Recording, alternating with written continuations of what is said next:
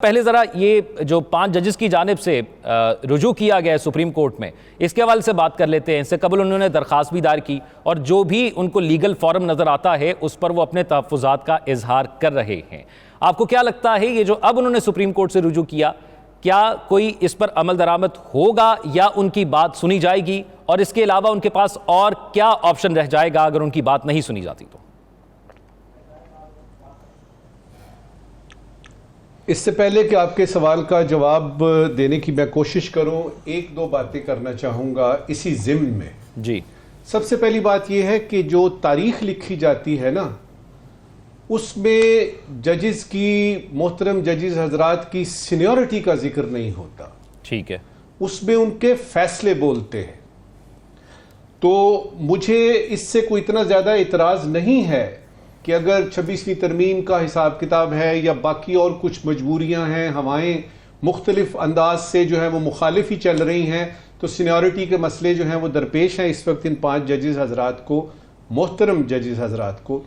मुझे ये पता है कि जस्टिस मोहसिन अख्तर कियानी ने जो फैसले किए हैं हाई कोर्ट में बैठ के, वो बोलेंगे और उसी पे ही उनकी जो है वो तारीख लिखी जाएगी कि आया था एक ऐसा जज जिसका नाम मोहसिन अख्तर कियानी था और उसने ये फैसले जो है ना वो कानून और आइन के मुताबिक किए। ये तो होगी पहली बात। दूसरी बात ये है कि ये जो आपने सवाल किया है ना, इस पिटीशन पे बात करने से पहले एक और बात मुझे याद आई। देखिए, कानून की इंटरप्रिटेशन जो है ना, वो दो वकील होते ही इसलिए, एक इधर से बोलता है एक उधर से बोलता है, एक ही कानून पे बात कर रहे होते हैं।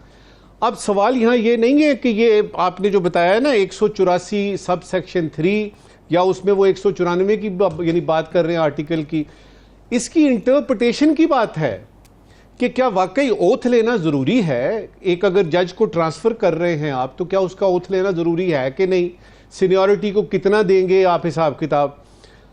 अब इस पिटीशन की जो अगर आप देखें, आप मुझसे आपने पूछा ना कि पिटीशन का क्या होगा और जजेस की ऑप्शंस क्या हैं।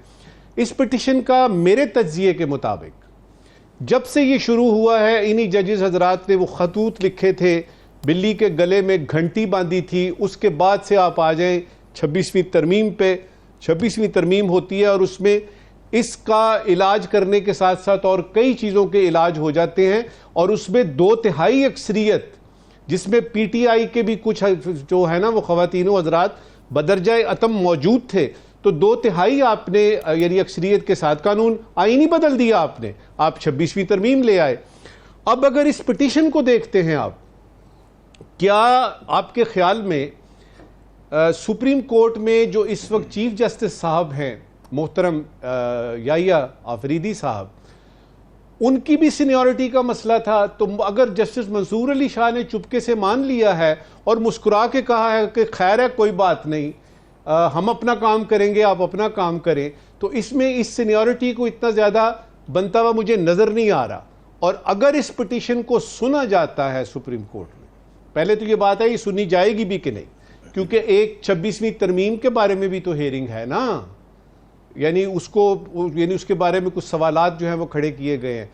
अगर ये पिटीशन सुनी जाती है तो आपके ख्याल में जवाब क्या आएगा कि डोगर साहब को वापस भेज दें लाहौर, और ये जो एक्टिंग इस वक्त हाई कोर्ट के चीफ जस्टिस हैं इनको जो है वो फारिग कर दिया जाए? साहब, ये 26वीं आईनी तरमीम अब क्योंकि वापस जाती है नहीं जाती, लेकिन मैं एक बुनियादी सवाल ये करना चाहता हूं कि हम जब आइन की तशरीह सियासी जमातें करवाना चाहती हैं तो वो अदलिया के पास जाती हैं। अब अदालत खुद वहां पर बैठे जजेस आइन की तशरीह के हवाले से पटिशंस दायर कर रहे हैं और खतूत लिख रहे हैं, क्या अदल के निज़ाम पर भी इसका असर होगा?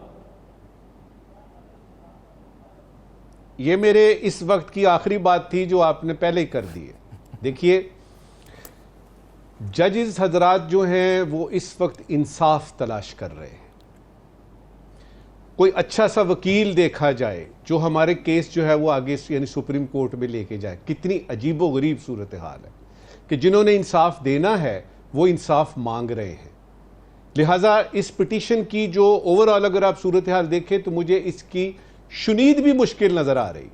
एक तो होता ना जी सुनी जाए और उसके बाद फैसला इनके हक में हो, क्योंकि अगर इनके सुनी जाती है और फैसला इनके हक में आता है, सीनियरिटी लिस्ट रिवाइज करते हैं रजिस्ट्रार साहब, और जो इन्होंने इसमें लिखा है कि ये ओथ नहीं लिया वगैरह वगैरह, ये सारी बातें मानी जाती हैं, तो क्या 26वीं तरमीम को आप यानी बिल्कुल ही उल्टा सीधा करके एक तरफ रख देंगे? मेरा अपना ज़ाती तज्जिया ये है, हमारा तज्जिया ये कहता है कि ये कर दिया इन्होंने क्योंकि तमाम हुज्जत भी करनी पड़ती है। याद रहे कि ये ख़त नहीं है, जो खुतखतों किताबत शुरू हुई है ना, ये बाकायदा तौर पे एक पिटीशन है। अब डिपेंड करता है यानी सुप्रीम कोर्ट पे कि वो इसको हेयरिंग के लिए कब लगाते हैं और उसके बाद वकला क्या बात करते हैं और इनका नतीजा क्या निकलता है। लेकिन 2-3 चीज़ें तय हो गई। नंबर 1 ये चीज़ तय हो गई कि ये जजेस हजरात जो हैं इन्होंने अपना तारीख में नाम लिखवा लिया, इन्होंने बिल्ली के गले में घंटी बांधी थी तो उसकी। और दूसरी बात यह है कि जब आप हवाएं मुखालिफ चल रही हों और उनके सामने खड़े हो जाएं तो फिर उसकी कोई कीमत अदा करनी पड़ती है। और मेरे ख्याल में ये यानी वक्त ऐसा आ गया है कि किसी को परवाह ही नहीं है कि तारीख किस नाम से याद करेगी। मेरे ख्याल में ये जो इस वक्त कशमकश चल रही है हाई कोर्ट में ख़ास तौर पे, इसमें 2 धड़े बनते हुए नज़र आ रहे हैं और तारीख भी इसी तरह से लिखी जाएगी कि जस्टिस मोहसिन अख्तर कियानी हो गए, बाबर सत्तार साहब हो गए, जहांगीरी साहब हो गए, ये सारे जजेस हजरात जो थे इन्होंने उसूली फैसला किया, मुवक्कफ इनका उसूली था।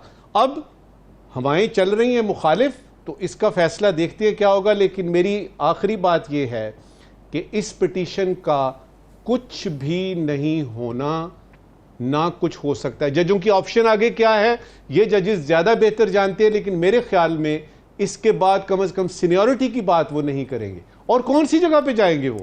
सुप्रीम कोर्ट के बाद है कौन सी जगह? तो सीनियरिटी की बात वो नहीं करेंगे। और फिर देखते हैं कि क्या ये जजेस हजरात अपनी अपनी सीटों पे बैठ के अवाम की फलाह बहबूद के लिए सारे फैसले करते रहते हैं, या इनको अपनी सीनियरिटी की इतनी फिक्र है कि ये बाकी काम भूल के सिर्फ इसी तरफ लगे रहेंगे। ये फैसले करते रहेंगे, ये जमे रहेंगे। ये भी हमारा तज्जिया याद रखिएगा। अजम साकिब साहब, 25 करोड़ आवाम का सवाल आपके सामने रख रहा हूं, क्या मुल्क को IMF चला रही है? मुल्क को IMF नहीं चला रही, मुल्क को अल्लाह मियाँ चला रहा है। क्योंकि जिन हालात में चल रहा है, इन हालात में तो किसी इंसान के बस की बात ही नहीं है। आप इलेक्शन से शुरू हो जाएं, जो जनरल इलेक्शन हुए 8 फरवरी के, अब तक जरा आए तो सही, इसके बावजूद चल रहा है। तो इसका मतलब है कि कोई गैर मरई, कोई ऐसी खुदाई ताकत है जो कि इसको चला रही है। देखिए, ये कहना कि यानी अमेरिका जो है वो उसका कसूर है और उसने जो है वो दे के कर्जा अपने काम कराए। देखिए, मैं आपको ज़ौक़ कर्जा देता हूं, आपके पास इख्तियार है कि आप कहें मुझे नहीं चाहिए, आप कहें मुझे नहीं चाहिए। ये ताकत हमें अपने अंदर बहसियत कौम के पैदा करनी पड़ेगी। अभी मसलन मुझे एक ऑफर होती है जी कि फलां जगह पे आप रिटायर हो गए हैं, फलां जगह पे आपको नौकरी देते हैं, तो मैं इनकार क्यों नहीं करता? मैं जब उसको कबूल करता हूं तो मैं ये क्या कहता हूं, दलील सुनिए, चूंकि मुल्क को डिफॉल्ट से बचाना था, लिहाजा हमने अपनी सियासी जो वेल्थ है ना, सियासी इमेज, उसको दांव पे लगा दिया। दलील जो है ना, आजकल का हालात ऐसे हैं, खासतौर पे जब से डोनाल्ड ट्रंप साहब तशरीफ लाए हैं, दलील नाम की चीज इस वक्त सियासियात से, मुआशियात से निकल चुकी है। इस वक्त सिर्फ जोर जबरदस्ती चल रही है और धौंस चल रही है। जल्दी से आपको ये बता दूं कि IMF के रेजिडेंट डायरेक्टर जो है ना, जिनकी बात अभी हो रही थी, वो और हमारे जो वजीर खजाना हैं, एक साथ उन्होंने 2-3 बड़ी खौफनाक बातें की हैं और दोनों एक पेज पे नजर आए हैं। मिसाल के तौर पे टैक्स इकट्ठा करने की सलाहियत में कमी आई है, ये रेजिडेंट डायरेक्टर कह रहे हैं। टैक्स इकट्ठा करने की सलाहियत में कमी आई है। वजीर खजाना साहब क्या कह रहे हैं? टैक्स इकट्ठा करने में मुश्किलात पेश आती हैं। तो फिर इसका क्या मतलब है? टैक्स ही इकट्ठा नहीं होगा तो चलती तो मईशत आपकी टैक्स से है। दूसरी बात उन्होंने की है जो कि मेरे नज़दीक ज़्यादा अहम है, जो रेजिडेंट डायरेक्टर ने कहा है कि कई शोबे कौमी खजाने में हिस्सा नहीं डाल रहे। ये भी रेजिडेंट डायरेक्टर साहब ने फरमाया है।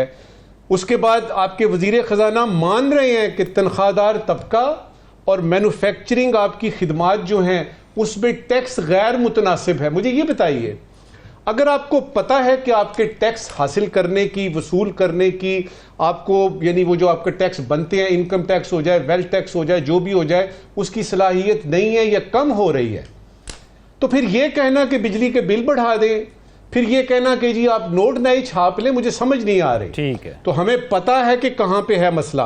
अब ये जो 2 दिन बाद एक IMF का एक और आ रहा है, क्लाइमेट फंड टॉक के लिए जो है जिसको हम मिशन कहते हैं, और जी बिल्कुल, और उसमें $1 बिलियन की बात है। मेरी दुआ है कि 2022 के जो सैलाब आए थे, कम से कम उसके बारे में, अब 3 साल तकरीबन होने को हैं, कम से कम उसके बारे में हमारे पास फैक्ट्स एंड फिगर्स हों और हम सही तरीके से बता सकें कि हमें वाकई ये मुसीबत आई थी।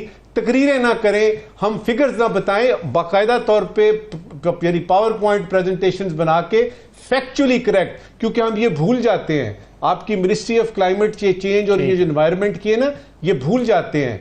आजकल है दौर सोशल मीडिया का और इंटरनेट का।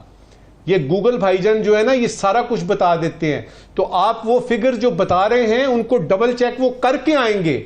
लिहाजा देखिएगा कि ये $1 बिलियन क्लाइमेट चेंज की रेजिलियंस के बारे में है। उनको अपना एडेप्टेशन प्लान दिखाइए, उनको कहिए जी कि ये हमने अपने तौर पे किया है, इसमें आप चिप इन करेंगे, ये $1 बिलियन को हम इस तरह इस्तेमाल करेंगे। मगर मुसीबत क्या होती है, USAID जो है वो आपको पैसे देती है कि आप स्कूल खोलेंगे और आप ये करेंगे, और बाद में क्या पता लगता है कि वो सारे स्कूल जो हैं उनमें से एक भी तामीर ही नहीं हुआ, लेकिन तनख्वाहें दी जा रही हैं। अब इसमें मुझे बता दीजिए IMF का क्या कसूर है और यूनाइटेड स्टेट्स ऑफ अमेरिका का क्या कसूर है।